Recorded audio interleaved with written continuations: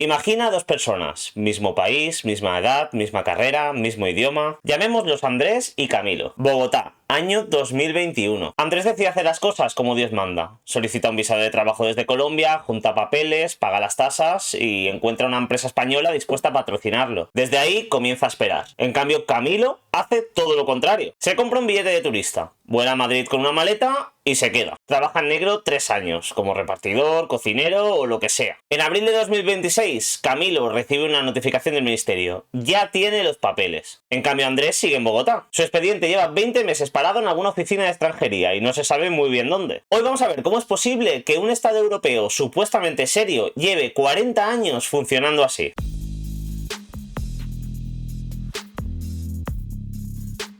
Antes de meternos a fondo con todo esto, hay que dejar una cosa bastante clara, y es que España necesita la inmigración. Y esto no es una opinión política, es pura aritmética. La tasa de fecundidad española lleva por debajo del nivel de reemplazo desde 1981. Los nacidos en España bajan trimestre tras trimestre. Si mañana cerrásemos todas las fronteras a cal y canto, en 30 años seríamos un país de gestorios pidiendo que nos empujen la silla de ruedas. Y lo peor es que no habría nadie para empujarlas. El Banco de España, que de panfletario tiene poco, calcula que España necesita unos 24 millones de trabajadores inmigrantes hasta 2050 y 3 solo para mantener constante la tasa de dependencia. Sí, has oído bien, 24 millones, más de la mitad de la población actual. Con todos estos datos encima de la mesa, sería razonable pensar que España tuviese una política migratoria medianamente seria. Algo como Canadá, por ejemplo, que desde 1967 tiene un sistema migratorio por puntos, o algo como Australia, con listas de profesiones por demanda. O como Alemania, que en 2023 reformó su ley para cortar los trámites hasta 6 meses. Pues España no tiene nada de eso, tiene literalmente lo contrario. Si tú ahora mismo eres, por ejemplo, un médico venezolano y quieres venir a trabajar a España, el tiempo de espera medio es de 2 años. 2 años en los que tienes que buscar un hospital que te patrocine antes de venir. Un hospital que tenga energía burocrática suficiente como para aguantar tu expediente por lo menos 2 años. Y rezar para que no te denieguen el expediente por algún defecto formal. España concede cada año alrededor de 20 o 30.000 visados de trabajo nuevos. En un país que necesita varios cientos de miles de trabajadores nuevos, hagas las cuentas que hagas, no salen los números. Hace un tiempo leí un caso de un médico venezolano, por eso el ejemplo anterior,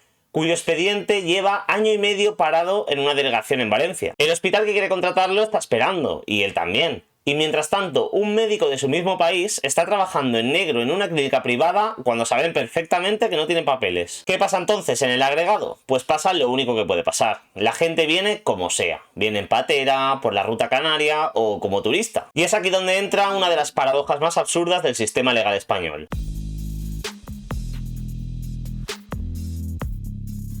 Para conseguir los papeles por la vía del arraigo, que es la regularización a cuentagotas que se aplica desde 2005, necesitas demostrar que llevas en España por lo menos 2 o 3 años. Pero esos 2 o 3 años los tienes que pasar de forma irregular. Es decir, la ley te exige ser irregular para luego dejar de serlo. Este no es un fallo de diseño, es el diseño. Y los diseños producen lo que están diseñados para producir. En 2017 había en España alrededor de 107.000 personas en situación irregular. En 2025, según Funcas, había 840.000. Es decir, se ha multiplicado por 8 en 8 años. Y esto todavía sin contar a los que se acogerán al decreto que se aprobó el pasado abril de 2026. El gobierno habla de 500.000. La Comisaría General de Extranjería y Fronteras habla de que puede llegar a ser de 1.250.000 personas. Y espérate, porque aquí viene la parte que casi nadie cuenta y que la gente suele olvidar. La regularización de 2026 no es la primera, es la séptima. Desde 1986, todos los gobiernos de España, sin excepción, han organizado por lo menos una. Felipe González hizo 3. José María Aznar hizo 2, regularizando a casi 500.000 de personas en sus 2 legislaturas. Y esto no es un detalle menor. Aznar, el mismo Aznar del Partido Popular, regularizó a más personas que Zapatero en su primera amnistía. Y Zapatero también hizo la suya en 2005, hasta 576.000 personas. Pero con una condición que ahora vamos a ver que importa mucho, y es que se les exigía contrato de trabajo en vigor. Y ahora Pedro Sánchez acaba de aprobar la séptima por decreto, sin pasar por el Congreso, ignorando las advertencias del Consejo de Estado y sin haber informado oficialmente a Bruselas. Y obviamente sin exigir contrato de trabajo. Te basta con haber estado 5 meses dentro y no tener ningún antecedente. Y ahora sí, toca decir la verdad sin rodeos. Y es que el gobierno actual ha utilizado la inmigración masiva como un instrumento de forma especialmente cómoda. Hacia afuera un discurso de los derechos humanos y la normalización. Hacia adentro una entrada de mano de obra masiva que acaba presionando los salarios de los sectores más vulnerables, la agricultura, la hostelería, los cuidados, la construcción. Y esos son hechos, no intenciones que yo le adjudique a nadie. Y aquí aparece la contradicción más incómoda. Y es que buena parte de la izquierda política y sindical lleva años diciendo que protege a los trabajadores y especialmente a los de sectores más vulnerables. Y al mismo tiempo defendiendo y ampliando un modelo que acaba presionando los salarios a la baja de los sectores más vulnerables del país. Y el problema es que esos dos discursos no encajan en la misma frase. O proteges por un lado al camarero de 50 años o defiendes un modelo que le pone a 3 camareros enfrente por la mitad de sueldo. Las dos cosas a la vez,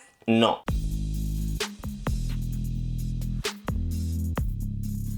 Y conviene no engañarse, el Partido Popular también firma arraigos en cada autonomía en la que gobierna. La patronal, que en público exige más control, en privado escribe cartas a mano pidiendo por favor más mano de obra extranjera porque si no, no hay nadie que recoja las naranjas en el campo. Y los sindicatos prefieren no abrir ese debate en serio porque les divide la base. Lo que tenemos en España no es un problema de izquierdas o de derechas, es un acuerdo tácito de casi todos los partidos dispuestos a no resolver lo que nadie quiere resolver. Básicamente porque si lo resolvieran, alguien tendría que pagar la factura política. Y aquí va el dato que mejor resume todo lo anterior. En 2025, España emitió 41.300 órdenes de expulsión. Ejecutó 4.300. Es decir, solo un 8%. La media europea está entre el 25 y el 30. Es decir, que España, en materia de ejecución de expulsiones, es el país más laxo de toda la Unión Europea. Tenemos una de las leyes de extranjería más restrictivas sobre el papel y, a la vez, una de las tasas de cumplimiento más bajas en la práctica. Tenemos fronteras de Estado serio en el BOE, y a la vez con puertas abiertas en cada delegación del gobierno. Y bien, hasta aquí podrías llegar a pensar, vale, esto es muy caótico, pero quizás es el precio a pagar por el crecimiento económico. Pues bien, vamos a verlo.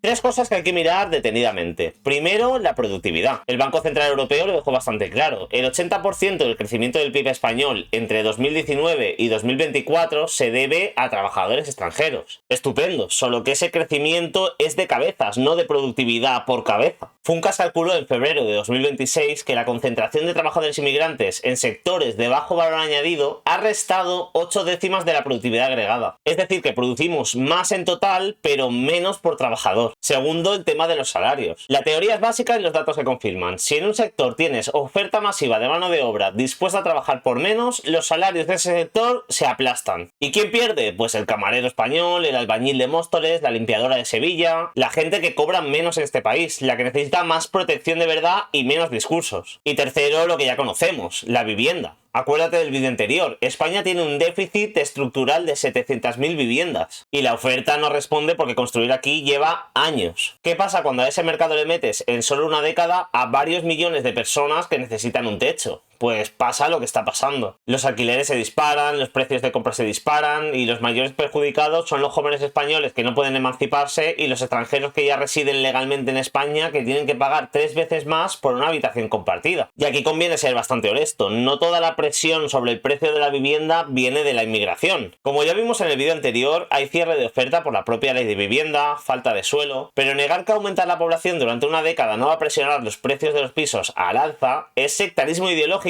o no saber sumar. Volvamos a la historia del principio, a Andrés y Camilo. Andrés sigue en Bogotá y Camilo está en Madrid con papeles. Y la moraleja que ningún partido te va a contar es esta. En el sistema migratorio español, el gran derrotado no es ni el español ni el inmigrante en abstracto. El gran derrotado es el inmigrante que respeta la ley. Es el que confió en el que el Estado español tendría un canal legal funcional. Es el médico venezolano del que hablábamos antes, al que un hospital de Valencia quiere contratar y lleva más de medio año esperando. Es la enfermera filipina que renunció a venir porque su trámite estaba bloqueado y se fue a Alemania, donde la admitieron en 6 meses. Cada vez que España hace una regularización extraordinaria, está enviando un mensaje muy claro al resto del planeta. Y el mensaje es, no esperes en tu país, no juntes papeles ni sigas el procedimiento legal. Ven como puedas, aguanta 2 o 3 años invisible y al final tendrás los papeles. Y por eso lo que vivimos no es un fallo del sistema, es el mismo sistema funcionando. Y la pregunta interesante no es si España debería ser más o menos generosa con los inmigrantes. La pregunta es por qué llevamos más de 40 años haciendo exactamente lo mismo con gobiernos de los dos colores y los resultados son son cada vez peores. Y aquí me imagino que te puedes hacer una pregunta bastante interesante, y es que, vale, está todo muy bien diagnosticado, pero ¿cuál es la alternativa? Porque criticar es muy fácil, pero gobernar implica elegir. Pues la alternativa no es ningún misterio. Está inventada de hace décadas y la aplican los países que sí se toman en serio sus políticas migratorias. La alternativa pasa primero por tener canales legales rápidos y predecibles. Si el médico venezolano puede tener respuesta en 6 meses como en Alemania en vez de en 2 años, acabará viniendo por la vía legal en vez de la del turista que se queda. Si entrar legalmente tarda 6 meses y entrar de forma ilegal termina regularizándote a los 3 años, la gente va a utilizar la segunda vía. Y no porque sean peores personas, sino porque están respondiendo a los incentivos que el sistema les pone delante. Lo segundo sería permisos vinculados al empleo real y no al tiempo de irregularidad. Sería premiar al que viene a trabajar y no al que pasa más tiempo escondido. Y tercero, expulsión efectiva al que incumple. No al 100% porque ningún país lo acaba consiguiendo, pero por lo menos al 25 o 30, que es la media europea. Porque un estado que ejecuta tan solo un 8% de las leyes que él mismo impone está admitiendo que su ley es un teatro. Y cuarto, un sistema selectivo y transparente, con criterios públicos y sin amnistías cada 8 años. Que la gente sepa qué se le pide y qué puede esperar, que es lo contrario al laberinto opaco que tenemos ahora mismo. Y nada de esto es radical, xenófobo o difícil de hacer. Lo único difícil es hacer que un gobierno pague el coste político real de ordenar lo que nadie ordena. España no tiene política migratoria, tiene una rutina de amnistías.